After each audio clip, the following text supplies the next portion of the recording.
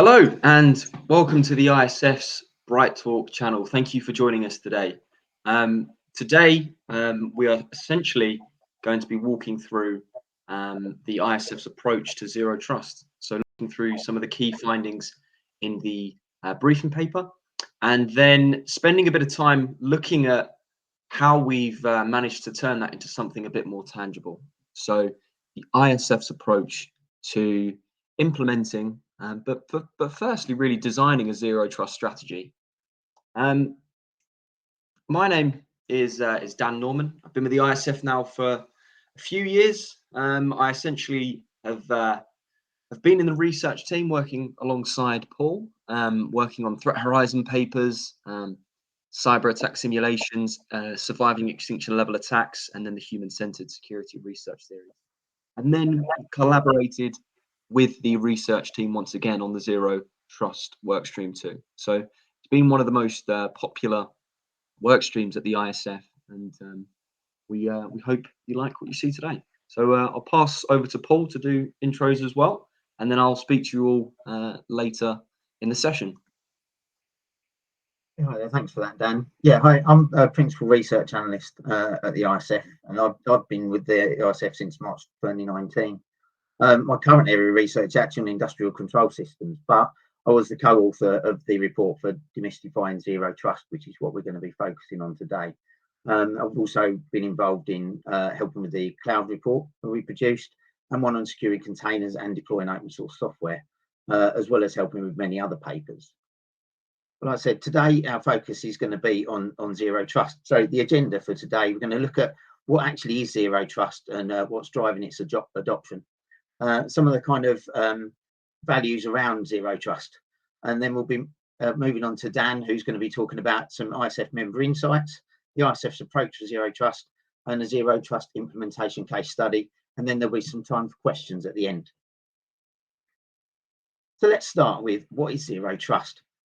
So as part of our research, looking at zero trust, there's many different ideas out there, and different organizations, different vendors, all talking about zero trust and all talking about it in a slightly different way. So the first thing we decided we needed to do is actually come up with a description of what actually is zero trust. And looking at all the different elements out there, what we came up with is that zero trust is a security strategy. That's designed to minimize lateral movement through the principle of verify but never trust. So what you're looking at there is it is an overarching strategy that you need to put in place, which is underpinned by the actual operational environment and then the technologies that help underpin that environment. One of the other things that's out there is there's an awful lot of misconceptions around zero trust, and I think that's partly down to because there's not that kind of definitive description out there for it. So like we said, we've tried to come up with that to try and help people understand it better.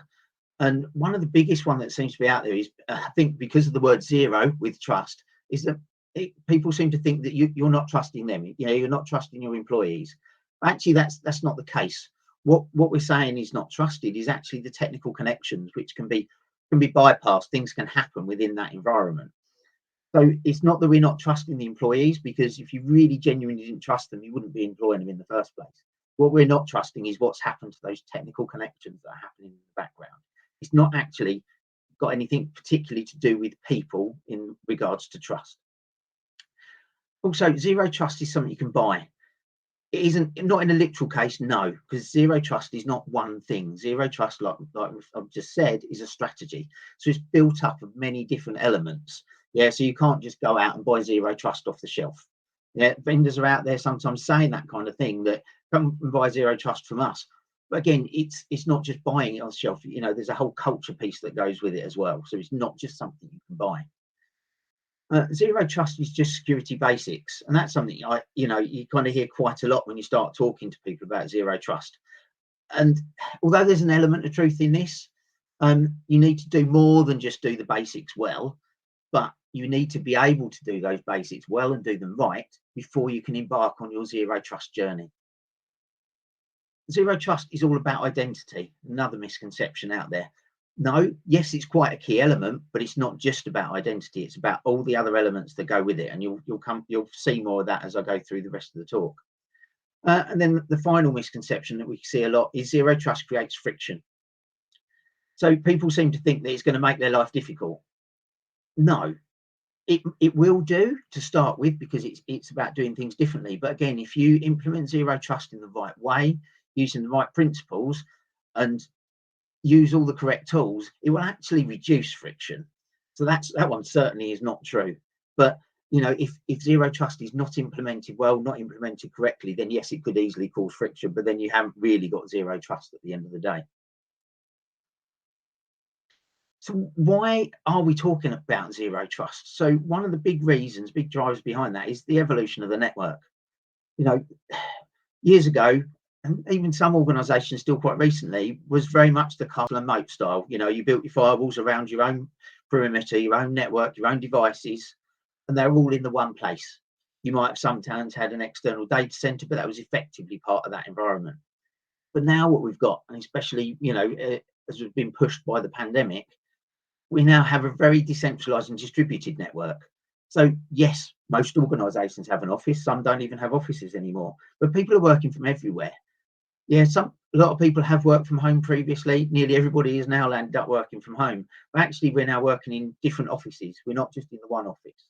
You know, we're in shared office spaces. People are working in public areas, you know, restaurants, coffee shops, many other places like that now. And people are even working outside. Yeah, you know, you've got 5G on your phone, you can connect up. So the whole network has changed. So the whole way we protect all of the different elements of our network, elements of our IT environment, needs to be thought about in a different way. And this is somewhere where zero trust really does come in. So looking at zero trust, there's 4 kind of key guiding principles for zero trust. Yeah, for starting that journey, starting to build that strategy as part of your business. So it's about defining the business outcomes. And this is about making sure that the security elements you're putting in and the security team you've got are working with the business, because zero trust is going to change how you do nearly everything within the organization that relates to IT. So you need to make sure the business is bought in from the start. But by aligning your security strategy with the business strategy, it helps to build that process, to build everything together, and that kind of trust element that goes with it. And this is different. Like we said with the castle and moat, is you'd put firewalls in, then you'd add other protections. Well, actually, zero trust works from the other end. You're looking at protecting each resource from the inside and protecting it on the way out. Yeah, so rather than starting at the outside and working your way in and adding more and more protections, what you're doing is you're actually looking at protecting each little individual element. Yeah, whether that be a set of data or whether it's an application itself. Yeah, rather than protecting the whole thing, you're protecting each individual element. You also need to outline your identity and access requirements. Although I said it's not all about identity, that is a very key element. We need to understand, authenticate and verify all the different identities based on business needs when they're accessing whatever element it might be. So, you know, we need to look at who's accessing it, from what device, where that device is, what protections has it got on it, so it all builds up as to one picture. And then the 4th guiding principle is about inspecting and logging network traffic. So again, a very important element, because if we don't understand what's going on within this distributed environment, we're not going to be able to know whether we can trust it or whether we're worried about it, whether we need to do something about it. So inspecting and logging network traffic underpins everything else we're doing, because it helps us build the picture of what's happening and what we need to do with all the different connections. So this is the element of kind of building from the inside out that I was just talking about. And that comes down to the zero trust network architecture. And that's built up of a number of different elements. So what we need to look at is you look at all the elements you have within your environment, and they're broken down into 4 key categories. So four categories, which are termed quite often as DAS, so which is data, applications, assets, and services. So they're the things that we need to look at protecting. And each of those different elements will have this kind of protect surface, which is building up around it. Yeah. So what you're doing is you're saying this is a specific protect surface. So as you can see, the primary one on this example here is a data asset. So we're building a protect surface around that data asset, which is specific to that data asset. You're looking at putting in the controls around it, and then you start to create that micro perimeter around it, which is adding more and more security controls. Yeah, so we've given some examples. So the IAM element of it, adding in multi-factor authentication to get access, monitoring user and entity behavior analytics. And your segmentation gateways are things like switches, routers, firewalls to add that level of protection. But you create that micro perimeter around each protect surface. Then the next level up from your micro perimeter is your micro segmentation. So you'll start to segment your environment into different areas. And again, that's helping to build up that protection layer out from the element itself. Then we're talking about its context specific least privilege access. So we pretty much should all be familiar with least privilege access. So you only have access to what you need to do your job. Well, the context specific one adds an extra element to it. And that's adding in things like, you know, what time of day, where is the access coming from? So for example, you might say that if it's something that's highly confidential, if someone's sitting in a coffee shop on a shared Wi-Fi system, you're not going to allow access in. Yeah, it's got to be done from a more private one. It might be that you list all the kind of home connections for people or whatever it might be, but it's building up there. Why is someone connecting? Where are they doing it from? Why is it important? You know, what kind of time is it? What device are they doing it from? You know, you might say you can only do it from a corporate device for some things, but something that's not so critical, you might say it's fine for them to do it off of their own private iPad or whatever it might be. So that's the kind of the difference between the zero trust IAM pieces compared to what we would normally be used to. And then above that, you have these policy driven rules. What that allows to happen is for the system to make decisions around new requests. So if you need access to something new, they will check, they'll be able to say, right, are you part of this project? Because that's linked to that project. Yes, we'll give you access while you're part of that project. So it's about automating the process, because otherwise there'll be an awful lot of requests coming into a help desk and they'll end up being swamped with them. So actually, if you look at zero trust and you look at the kind of technologies that underpin it, what you'll find is that most organizations will pretty much have nearly all the leads in place already. So I've already mentioned identity and access management, privilege access management, a PAM tool, single sign-on, multi-factor authentication, which you kind of need both of those, you know, together in conjunction to help reduce that friction element that we talked about earlier. Software-defined perimeters and segmentation gateways, so your switches, your firewalls, being able to build those micro-segmentation, micro-perimeters with those is important as well. And then underpinning a lot of that is the behavior analytics side of it, which again helps to work out who's doing what. Is that normal? Do we think that's odd? But again, most of these technologies are already in place.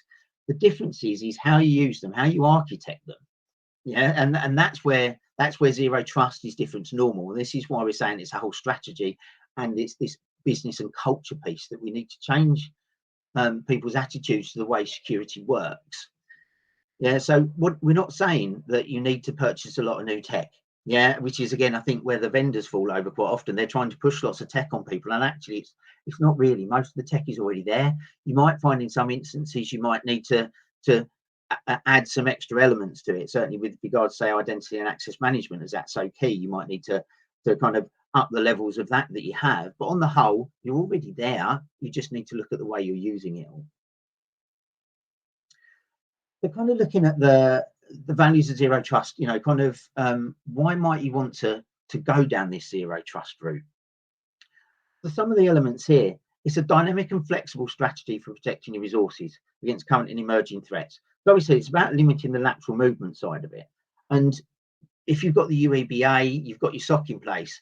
If somebody gets into one discrete element, one discrete resource, then actually what should happen is they're not going to get outside of that. So even if something happens, it's only going to happen in that small micro perimeter. Yeah, and that protect surface is about all they can see, all they can get to without getting any further. So that flexible strategy, being able to adjust to the way things are moving, you know, if with current and emerging threats, as things change, you can start to change how your policy driven rules work, you know, how the environment, you don't need to change the architecture. It becomes quite simple to add in new areas. Yeah, if you run a new project for a new application, you can just put that in straight in a protect surface. And if you know your environment, you know what kind of data's in it, who the type of people normally have access, you'll know what levels of protection to put around it straight away. So it's kind of like a bit of a bolt-on, and you just all of the security gets added around it. By looking at your DAS resources, you get this granular level of control and visibility, which again helps when something goes wrong. Your EBA is quite strong, your SOC will be quite strong, because they'll be able to see everything that's going on quite quickly and get a very good understanding of what's happening. The context specific verification, like I was talking about, and with those security principles, least privilege, really allow you to build and understand what is going on in the environment really quickly. By aligning it with the business at the start, helps reduce the operational friction as you're implementing zero trust. You take the business on the journey with you, so they can see what's happening, they can see the different controls that are going on, and they can see the improvements, you know, and that helps with keeping the project running, because zero trust is not a fire and forget, oh, we're going to do this in a couple of months. This is an ongoing process that you need to keep doing over and over again. As like I said, as you add new elements, they all just bolt into the zero trust. And it complements the existing arrangements. Like I said, you know, it's using the tools you've already got. So you're using a lot of the skills that your IT teams and InfoSec teams will already have. Yeah, it's just about that changing mindset of how you look at things. And so hopefully that's given you a bit of an idea about what we're talking about in the paper. And also kind of, you know, what zero trust actually is and why it might be really useful to you. And now it's time for me to hand back to Dan, who's going to talk to you about some of the member insights next. Thank you, Paul. And yeah, just to reiterate what Paul was saying there, the briefing paper was a very popular report released by the ISF a few years ago. So zero trust has been on the agenda of security leaders for about 4 or 5 years now. So it's starting to become established. The more mature organizations have already adopted principles of zero trust and have rolled it out across security strategies. And now we're really seeing the ISF members across the membership, not just in sort of the more historically mature sectors like finance and insurance. We're seeing it across manufacturing and even government departments as well. So you don't have to be a large multinational organization. Any type of organization can approach zero trust and can get the benefits if implemented properly. But over the next 15 minutes or so, I just want to walk you through some of the key insights from the ISF membership. So we as an organization collaborate very closely and openly and transparently with the ISF members. Over 450 global organizations worldwide to really discuss any type of hot topic. And zero trust was one of those that really got a lot of focus throughout 2021 and throughout 2022 as well, following on from the success of the briefing paper. So some of these stats are a little bit old, but what I would say I have seen in my personal conversations with the CISOs and CIO community at the ISF is the red piece in the middle has grown significantly. So either organizations that have already implemented zero trust or are starting or quite a far way along in their implementation of zero trust or planning to do so over the next 6-12 months. Some of the benefits Paul walked us through there really underpin the reasons why. And it's interesting because there are a number of kind of up and down or top to bottom reasons why our ISF members and most global organizations are considering implementing zero trust as well. So some of these quotes on screen here are genuine quotes from CISOs, from CIOs in the membership. So why would we embark on zero trust, and why would we consider the ISF's approach or content reports and even the assessments that we have to help support that journey? And the first one here is, well, we don't know how to start zero trust. We've heard about the concept. How do we turn it into something more tangible? And I can come back to that in the next few slides to walk through the Zero Trust readiness assessment that the ISF has developed as well to support the members. Second one here is really around the improvement of the visibility of threats. So in terms of a kind of a bottom up approach, a lot of people in security architecture teams or in those circles, especially security operations centers, incident event management, incident response even, have known about Zero Trust for a long time.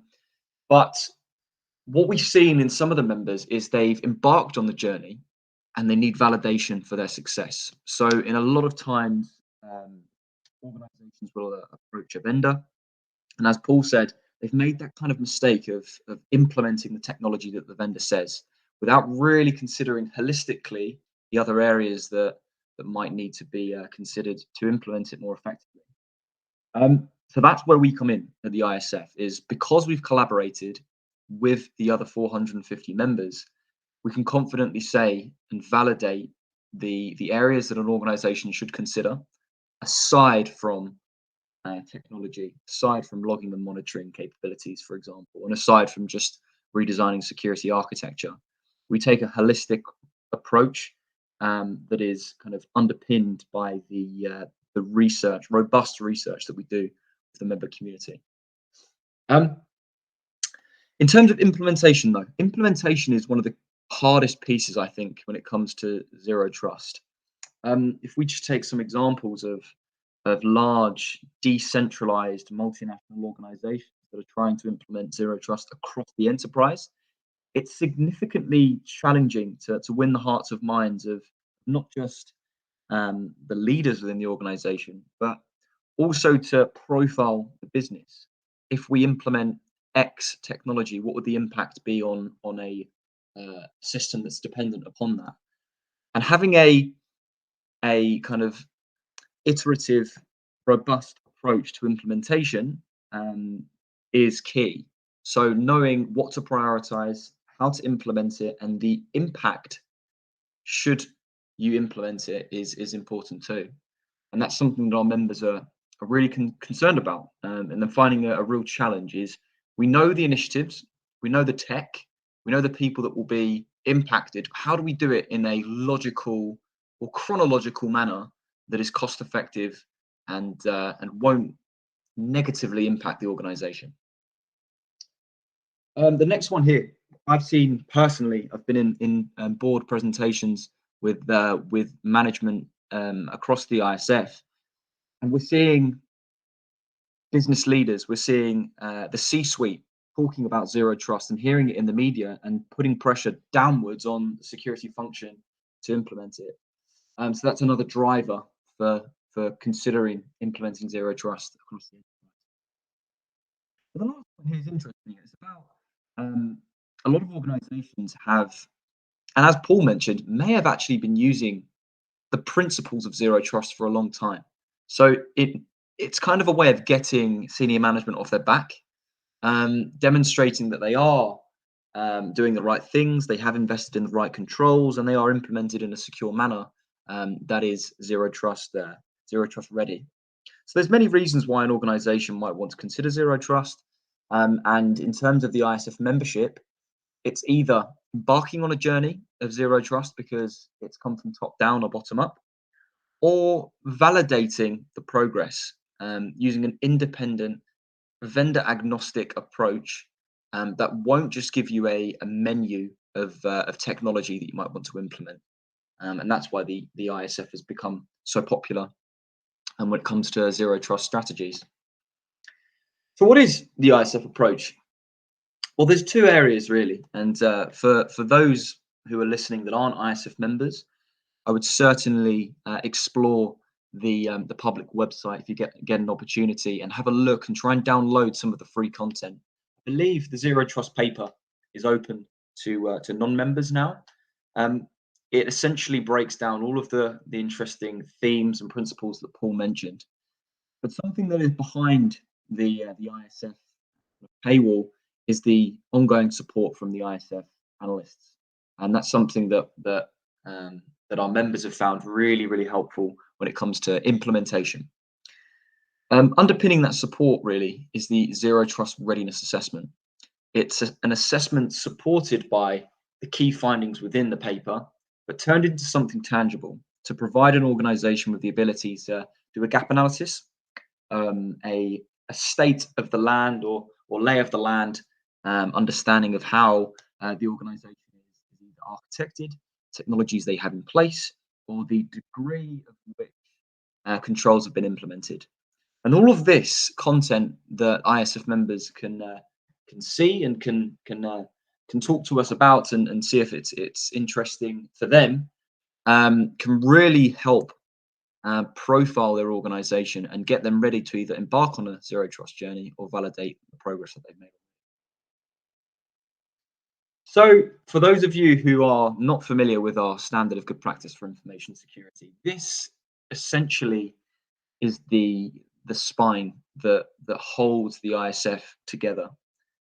The standard of good practice is our proprietary framework for information security and risk management. It is the most comprehensive, holistic framework for security on the market.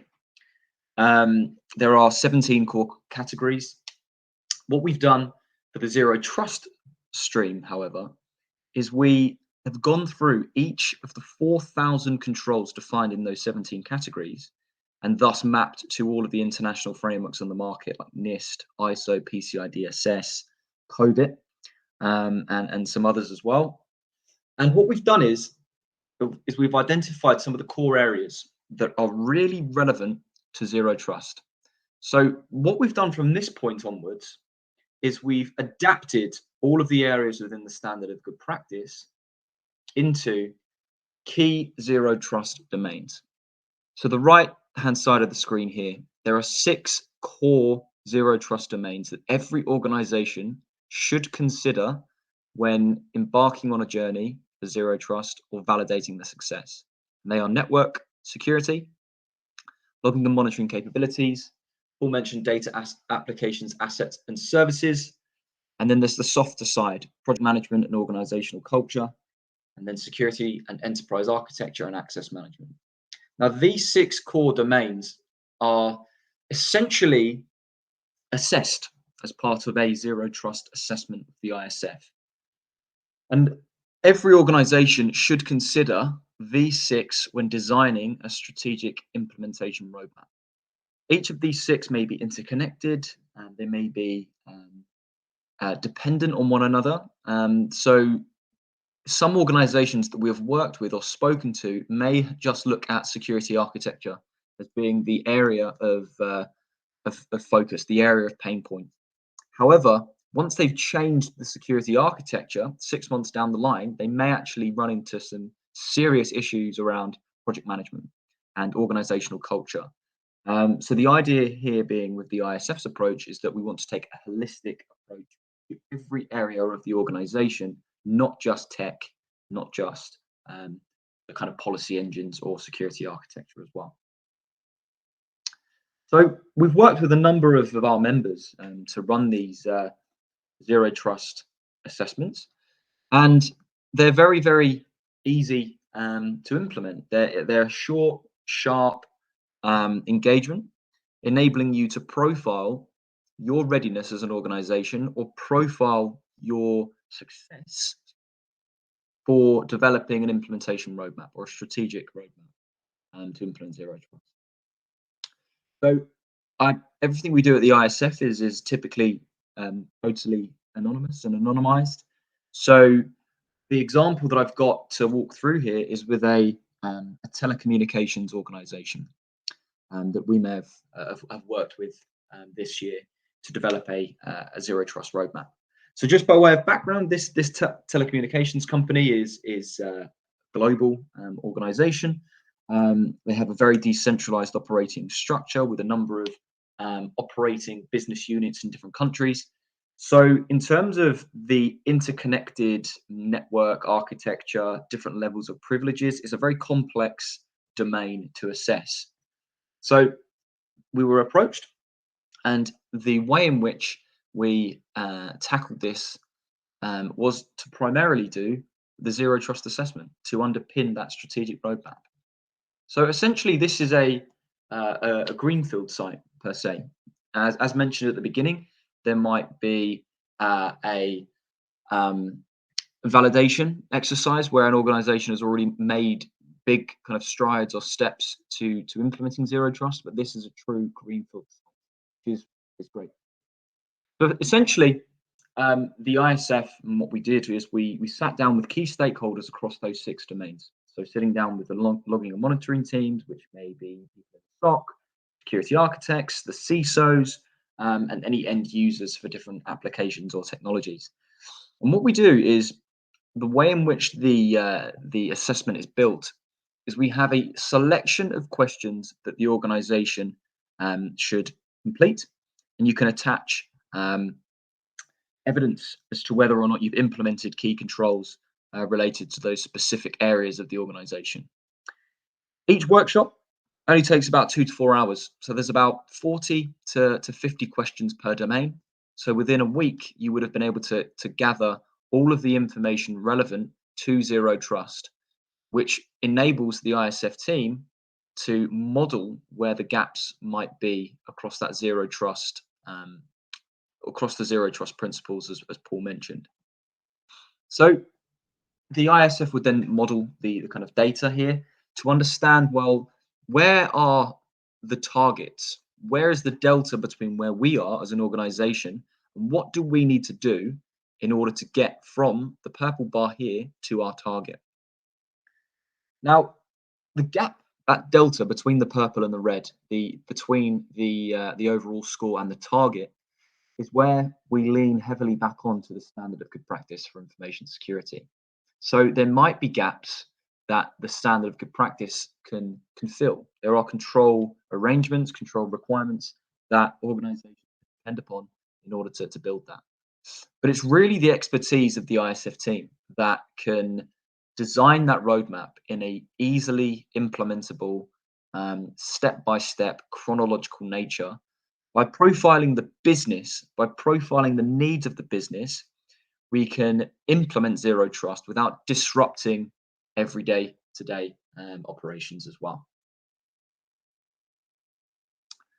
So some of the kind of key outputs here, there's a number of different types of initiatives that an organization might want to consider, from doing a full-scale asset discovery exercise. So trying to figure out what are our core assets, how are we protecting them, are we considering in each piece of data, for example.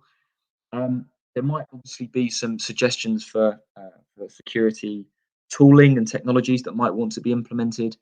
But what we found in this particular case study is that this organization actually had a lot of tech in place, a lot of kind of things in place in their overarching security strategy that only had to be tweaked ever so slightly to make the organization zero trust compliant. So, for example, the logging and monitoring capability they already had, all it had to do was change the policy engine ever so slightly in order to apply the zero trust relevant pieces in there. Each organization is very different, but the way in which we've collaborated with over 400 organizations worldwide is it's given us a very kind of steady understanding of different sectors and the applicability of different ways of implementing zero trust. Because as Paul said, zero trust is a journey. It's a strategy. It's not necessarily something you can buy off the shelf, and it has to be fit for purpose for the business as well. We can't disrupt the organization, but we want to secure the organization in a progressive, pragmatic manner. Okay, so some of the benefits. So this member, essentially step one was confidently able to identify the control gaps across PPT, so people, process and technology. And essentially the progress that they'd made in this wider security roadmap was complemented by the alignment from there on in to the zero trust domains as well. So it's not a complete kind of overhaul of the entire security strategy. We want to complement the security strategy. We want to complement the risks team, the technology team, the information security department, but by providing them with the insights they need to implement it without that level of disruption. This is also an excellent security awareness vehicle as well for business unit leaders. So a lot of organizations that we've spoken to have really struggled with that management piece and winning the hearts of minds of the users, because all they care about is, does the tool work? Can I access the data? They don't really understand or care, for want of a better word, about the protective measures that we're taking. So by using this strategy here in place, and by visually demonstrating and graphically demonstrating the degree of which controls have already been implemented and the gaps that you have, it really does go a long way to helping organizations on that zero trust journey as well. So that pretty much sums up the kind of case study we have there. If anyone is interested in exploring this in more detail and looking under the hood of the assessment, then definitely reach out to the ISF and reach out to myself as well, and we can walk you through that. But we think we've got a bit of time now for some questions, about 10 minutes worth of questions. So I'll pass back over to Paul, who is going to moderate from here on in. Yeah, thanks, Dan. Yeah, just a quick cover before we do the questions. Don't forget, if you want to find out about any future ISF webinars or events, and obviously all of our insightful content, please visit our website, securityforum.org. And again, if you missed anything from this webinar, it will be available on demand on our ISF Bright Talk channel as well. And also, if you've missed any of our previous webinars as well, they're all there for you. Yeah, so just to have a look at some of the questions that have come in. So the first one, I've had this one before, it's quite interesting. Isn't zero trust just InfoSec done properly? To a point, yes, but there's a lot more to it than that. Yeah, so implementing the right technology and the right processes is obviously key to it. But it's because of the way we architect things differently for zero trust. That's not really InfoSec done properly. Yeah, we're looking at a lot more to it than that. Because you need to make sure everyone's bought in as well. It's a much bigger piece. It is a whole business security strategy that you need to put in place. So it's much bigger than just InfoSec. If you do it properly, if you do InfoSec properly, you'll be in a good place for doing it, and you stand a good chance of being successful with a zero trust strategy. But yeah, it's much bigger than that. I mean, have you got anything to add to that, Dan? Yeah, I mean, I think it goes back to the reason why an organization might want to embark on that zero trust assessment as well. We've had organizations approach us and say, look, we've got senior management on our back saying that you have to implement zero trust. And what we've seen is a lot of organizations have actually, to some degree, implemented different controls or different strategies that are already zero trust compliant, for want of a better word. So it's been in different guises. I would certainly say it is a little bit of a buzzword at the moment, but the principles underpinning that are sound, and they should enable an organisation to reduce kind of lateral movement internally and improve visibility of threats, and yeah, essentially enable the business to operate in a more secure manner. So yeah, it is InfoSec done properly, but to get to that point is the hard bit. Yeah, no, that's good. So what we've got here as well, do you agree that implementing a ZTNA, so zero trust network architecture, can actually speed up the adoption of new services, say on-premise apps or SaaS, or even business change, mergers and demergers? I think I kind of answered that loosely earlier on, but yes, certainly to the first part, new on-premise apps or SaaS. If you've implemented zero trust, adding in new elements, any of those DAS resources is reasonably straightforward. Yeah, as long as you understand what those resources are, you'll know what protections to put around it.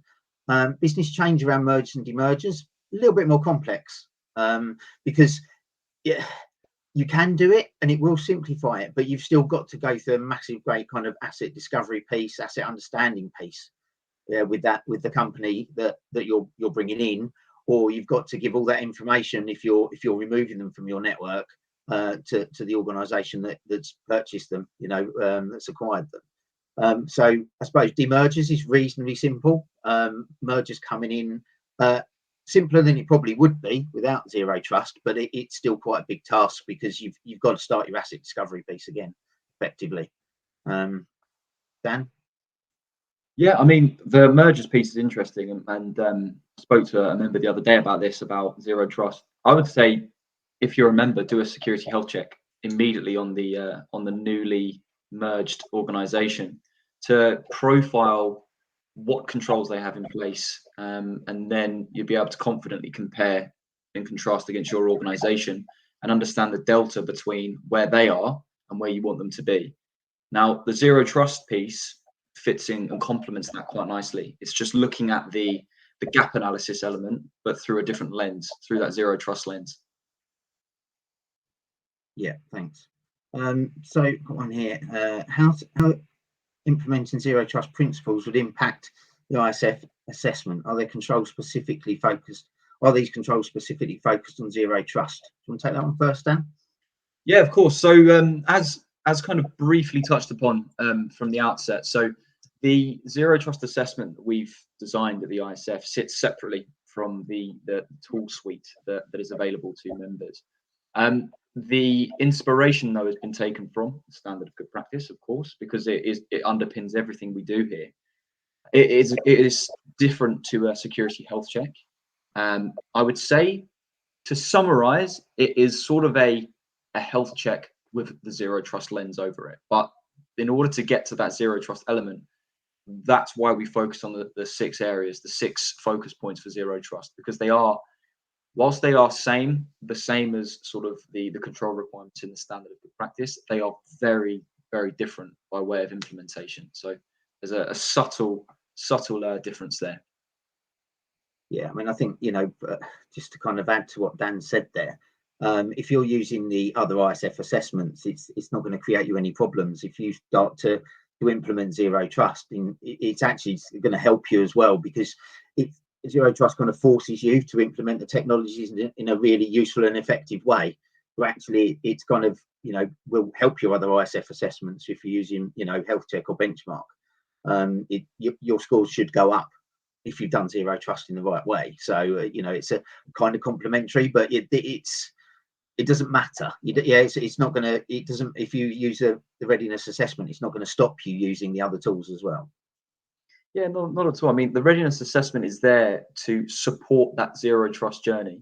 Now, zero trust, as you said, Paul, is just a strategy, a supporting strategy for wider information security and risk management. So, yeah, if you've done a security health check, for example, with the ISF, and you want to improve, then I would certainly consider taking that zero trust approach in order to get there, as you said, Paul.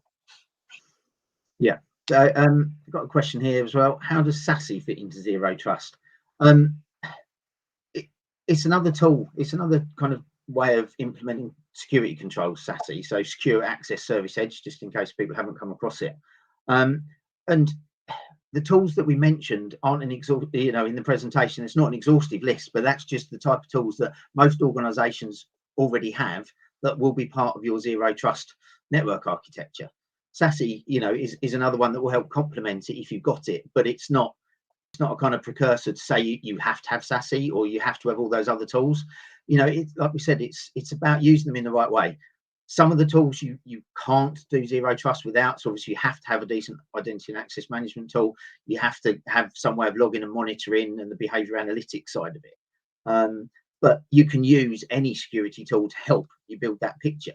Even still kind of your web proxy is going to be able to help you with your zero trust network architecture, because all that contextual information that's going to come out of the logging side of it and the monitoring side of it is all going to help. So, SASE is just an extra tool that's going to give you more information, and in some cases will help you implement some of those protections around the edge, because that's what it's designed to do. I think here, so we've got, I think many organizations are already implementing the principles of zero trust without knowing they're the principles of zero trust.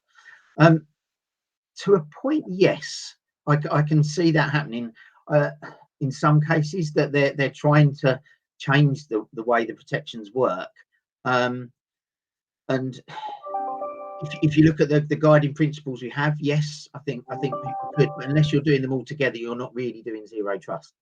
Yeah, it's not going to work if you only do one of the guiding principles or two of them. You need to work on all four. You need to go across on the whole thing. You agree with that, Dan? Yeah, I would. I mean, as we said from the outset, I think some organisations are there already. I mean, zero trust has been on the agenda for what, 4 or 5 years. So as a concept, some organisations have approached it. But as you said, as the first question that we saw was, is it InfoSec done right? Well, I would argue yes as well. But in order to profile and understand whether or not you're there, you kind of need to take the assessment steps, I would say, to confidently say that you've got the controls in place, you've got the strategy in place. And it goes back to my point from the outset. It might be top down saying, are we doing zero trust? It might be bottom up saying we want to do it. So people in the middle that are doing all the work, you can confidently provide evidence if you've got it in place or not by looking at the ISF content here. Yeah, that makes a lot of sense. This one looks like a question definitely for you. How can we access the zero trust assessment? Okay, so I would say, are you a member? Are you an ISF member first? Well, I mean, if you are a member, then you can reach out to any of the regional directors at the ISF to kind of have an overview of how it works, and then work alongside our team there to do that. If you're not a member, you have to become an ISF member first. So I would recommend going onto the public website and completing the membership application form, and then any of the regional directors will reach out to you directly to speak to you about how you can get that access. Because currently, the only way in which you can even access the zero trust work stream to begin with is by becoming a member of the ISF. So joining that community of almost 500 members worldwide. Okay, the question, somebody's typed yes I am, so I'm assuming that means they probably are a member. So yeah, reach out to your regional director and they'll be able to help you with this, and we'll be able to have a conversation with you about it properly. I think we've got one final question at the moment. So how do you make zero trust usable for sysadmins? For example, I've heard about people having to log in and out of different profiles constantly to do their job. I would say if that feels like zero trust hasn't been implemented in a really effective way, if that's the case, because if you've done it well, it should reduce the friction. Yeah, by using things like single sign-on, multi-factor authentication, and the policy-driven rules, your context-specific least privilege access, it should make the login process easier. So if somebody has logged in, they've used their multi-factor, the single sign-on in the background should allow them to go from one system to another, unless they're changing something. Yeah, maybe they've moved their laptop, they're not in the house anymore, they're in the garden, and they've moved on to a 5G connection rather than Wi-Fi. Something's changed, then yes, you might have to re-authenticate. Or they've just literally closed the laptop down, gone off, and they've gone into the office now. So so something will have changed. If nothing's changed, then they should just be able to go from one area to another.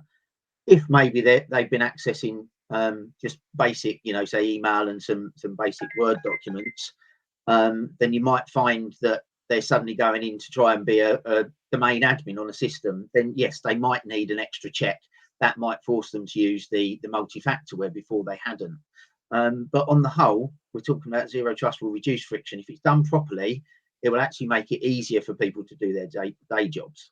So, it's, to me, if that is the comment, that is, that it's stopping people doing their jobs and this way making it harder, then for me, I don't think they've done zero trust properly.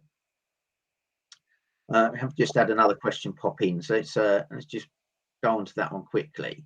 Is data-centric security applied to creation of the data part of zero trust? So where we're looking at the data specific side, that's the kind of the inside outside, yeah, the inside out protections that you're putting in place rather than the outside in.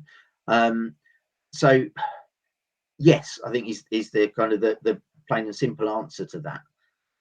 You, as part of the architecture, that's how you're looking at securing things. So as new new elements are created, whether that be data or services or whatever it is, then the protection should start to build over them.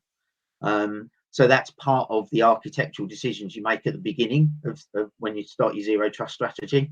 So yeah, I think that the ultimate answer to that is yes. The short answer is kind of yes. There is a much longer answer I could give to that, but I think that requires a much deeper conversation, to be honest. I think so. That's the last question we've got. So I'd just like to say thanks for Dan for coming on here as well and talking about the readiness assessment. And thank you all for taking your time to listen to us today. I hope you found it useful. I hope we've managed to answer your questions effectively. And certainly, if you want to find out more about the readiness assessment, either go to securityforum.org or talk to your regional director, as Dan had mentioned earlier. So thanks all. I hope you enjoyed it, and have a good rest of your day. Thank you.